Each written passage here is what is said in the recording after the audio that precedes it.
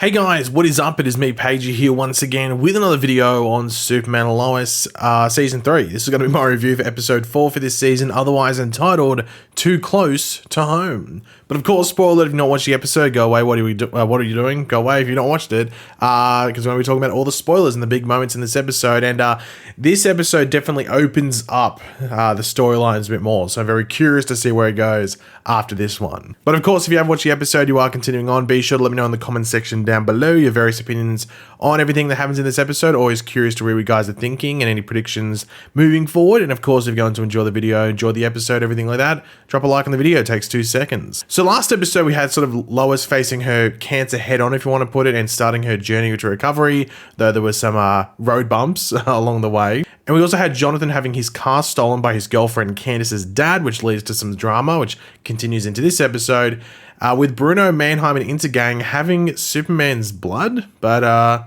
for what? What the hell's going on there?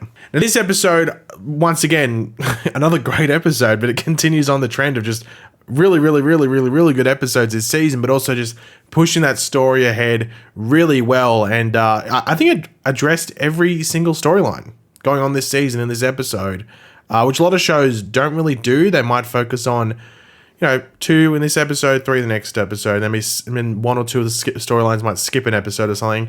But I think all of them carried on, except the only thing is that Natalie wasn't in this episode. So John's daughter wasn't in this episode from memory. Yeah, I don't think she was in this episode at all. So that was a bit random, but yeah, outside of that, it really did push everything going forward. But to kick off the episode, if we just want to jump straight into the breakdown, we do kick off the episode with this big, huge forest fire sequence, which was massive. I was like, even the VFX and all the different things looked really cool. It was somewhere in the US, I'm pretty sure, because I heard American accents. I think it said Grand Sequoia or Sequoia. I don't know if that's an actual place in America. It might be, but it was this huge forest where Superman and Jordan arrived to deal with it. But Superman is called away by Lois, though Lois didn't actually call him, and it was just, she dropped a glass. That's what he heard. But it wasn't like the little signal thing that she presses. He was just keeping tabs on her and pretty much just planting his listening or super hearing into the house there. So yeah, pretty much like eavesdropping, if not stalking. But one thing that comes from this is that Jordan is caught on camera, not his face, but the back of his head. And he's just because he has that big, poofy mop of a hair thing going on, which, pretty, not overly unique, but somewhat unique, where they could track it down or at least go, look out for Superman or something like that. Yeah, that becomes a bit of an issue, but we'll talk about that later on, because I think the end, one of the end scene more relates to that than anything at the beginning. But yeah, in regards to Lois, obviously Clark keeping tabs on her. She's on her recovery day post-chemo, but John Henry does visit after learning that his doppelganger of his Earth, or of this Earth, might I say, may have built or at least taken part in the building of Intergang's weaponry, which of course we saw showcased towards the end of last episode. And of course the guy blew himself up, so the weaponry got blown up, but I would just sort of piece it together, which is how John connected the dots. But of course, we already knew most likely that was the case due to Lois's research, but John isn't really too happy that this was already being looked into after telling them to stay out of it. Now, Clark passes on what they were told by John's sister, or at least what Lois was told by John's sister, which then she told Clark, which now Clark is telling John. But John feels he has to talk to her directly due to Bruno maybe knowing about him, and then maybe wanted to take some, retaliation out on her. Now, of course, one of the things from last episode, as we talked about, was Jonathan's truck being stolen, the whole chop shop sequence and everything like that. So Jonathan visits Candace, or tries to visit Candace, but instead runs into her dad instead.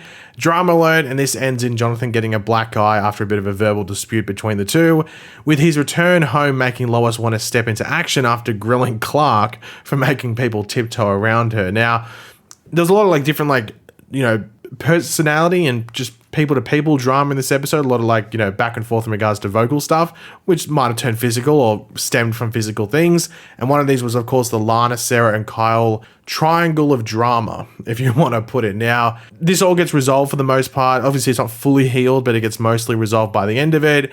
I think it is dealt in a pretty realistic way, so I was sort of happy with how they dealt with it. I know there's people that don't like the storyline, but I think they used the Cushings or the Cortezes or the Langs, whichever way you want to put them, as a way to sort of ground the show even more and sort of get some real life things going on here. And this felt very, very realistic and stuff that does happen, whether it is between 2 people, 3 people, or just a family.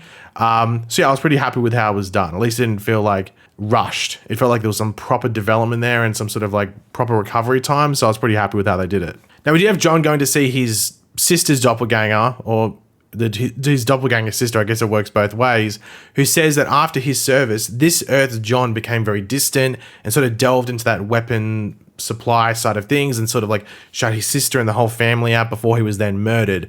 And, you know, you can tell that there's going to be a decent relationship building. I'm very curious. We're only into episode 4 this time, so there's still like 9 episodes to go this season, so there's a lot of time to build that relationship out, and I think we're going to see those two interact more, which I think will then widen into other people coming in as well. But unfortunately, we do have Bruno Manheim's henchman rolling up on John after he's done talking to his sister, or his doppelganger sister, and Bruno wants to talk to him, which we'll come back to in a second because this leads into quite the sequence. Now, of course, as we know, the blood from Superman was a big thing last episode. It's like, okay, well, where's it going to stand from now? There's not too much carry on from that in this episode. I'm sure that's something for like, a few episodes down the track. We'll wait and see.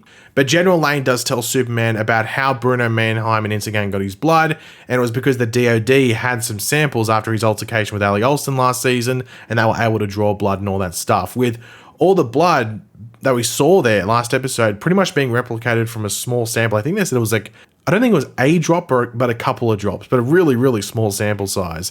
And while trying to figure out how to stop this from ever happening again, Superman just like, well, I think I've got a pretty simple solution. He just destroys it, just heat visions it to death. Just like, oh, well, not an issue anymore. Don't take my blood ever again. Thank you very much for that. Now, we did have John Henry meeting with Bruno Manheim, and I wasn't expecting this altercation. I thought, oh, okay, this is something I wasn't expecting, so it caught me off guard. And we learned that actually Boss Moxie was the original leader of Intergang, who in the comics is actually Bruno's father.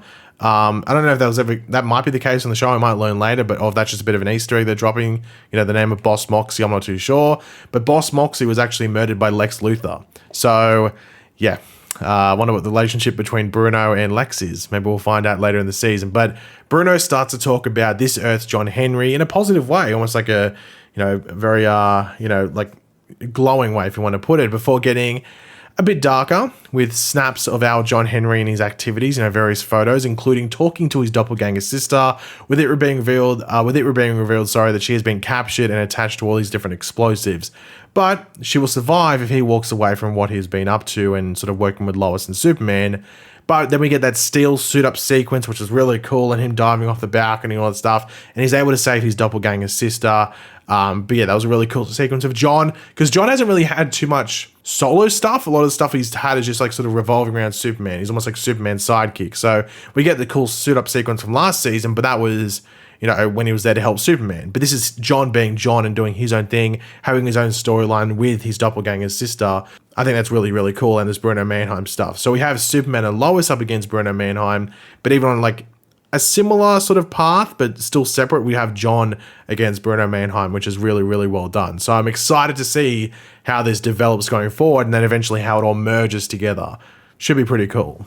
Now, Jonathan does open up to Lois about, what has happened the past few days with his truck and Candace's dad and all the drama around that, with Lois actually rolling up to Candace's dad's place and them having a very face-to-face confrontation where Candace's dad threatens a gun on not only Lois, but also Jordan and Jonathan as well, which I was like, I don't know if that's the best thing to do, but okay. But as they get home, Lois actually collapses after sort of like pushing herself too much. And I think we might see more of this develop in episodes following forward, especially when she gets deeper and deeper into her treatment. But the coolest part in the episode in regards to just a bit of a badass moment was Clark going to visit Candace's dad himself after learning what went down when he was gone. This taking place in the diner in Smallville, and seeing Clark go like, sort of like mid Superman, if you want to put it, like Superman without being Superman while still being Clark, was pretty badass, I must say. And Candace's dad just gets like, he pretty much just becomes a massive bitch. Like he's just like staunching up, chest out and everything. And then as soon as he's like, oh, well, hold on, I'm the little man in this situation, he gets all wimpy and runs off. And Candace's dad actually bails from Smallville, with Candace ending up staying at the Kents. Not too sure how long that will happen or stay that way for, but you think another episode or two maybe. It probably depends if there's like a time jump between this episode and the next one. I don't know. But after refusing to get a haircut earlier to better hide his identity, like we, following the forest fire at the beginning and he was caught on camera, Jordan submits to doing it and also apologizing to his granddad after sort of like speaking not very well to him, if I want to put it. But General Lane comes up with another option in regards to hiding Jordan's identity that doesn't revolve around cutting his hair. And that is a super suit, which has like a hood on it. He didn't put it on. You could just sort of see it in the box. It's like a black material. And there's like I think you can see like a bit of a hooded flap at the back. But along with this is some pilot goggles, which sort of make it look, I guess, like the OG Superboy's look with the glasses that he had. He had like proper glasses, but they were round. So maybe these goggles will sort of like emulate that to an extent. But yeah, Superboy or Jordan has a super suit, which is pretty cool. Now, whether there's, upgrades over time, I'm not too sure, but it's pretty cool. But the end scene of the episode is something that I'm very interested in in regards to seeing how it progresses in episodes to come. And that's with Bruno learning of what's going on with Lois.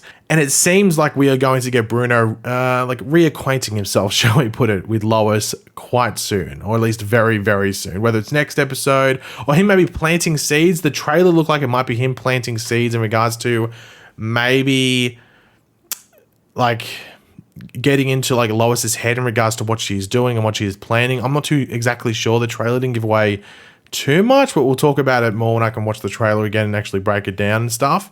But yeah, I'm very interested to see what's happening there, especially after what John Henry did in this episode, might I say, and just pretty much gave the big steel-suited middle finger to Bruno Manheim, along with threatening him as well. So Bruno Manheim's definitely want to get some back. So I'm interested to see how he goes about doing that. But yeah, as I said, this episode was another great continuation of this season, and just pretty much handled all the storylines, as I said before. So I'm very interested to see where it progresses in the episodes to come, and just how Bruno Manheim starts to, how many pies Bruno Manheim starts to stick his fingers into. Because as we know, it looks like Lex Luthor's probably going to be in episode 7 or 8, maybe 9, something like that. So we're probably like halfway to Lex Luthor, stepping into this season. So how much does Bruno Manheim accomplish and do before that happens? And then also, what is Bruno and Lex's relationship like? Can't wait to see how all that plays out. But yeah, another awesome episode. Loving this season so far. I think I'll carry it on. I think this has the potential to be the best season so far. So I'm very much looking forward to seeing what happens in the episodes to come. But yeah, guys, thanks for watching. Hopefully you enjoyed the video. If you did, it'd be awesome. You could drop a like and show support. Let me know in the comments section down below your various opinions on all the stuff we went over. Always curious to read what you guys are thinking. And of course, if you are new to the channel, make sure to subscribe, and I will catch you guys later. Goodbye.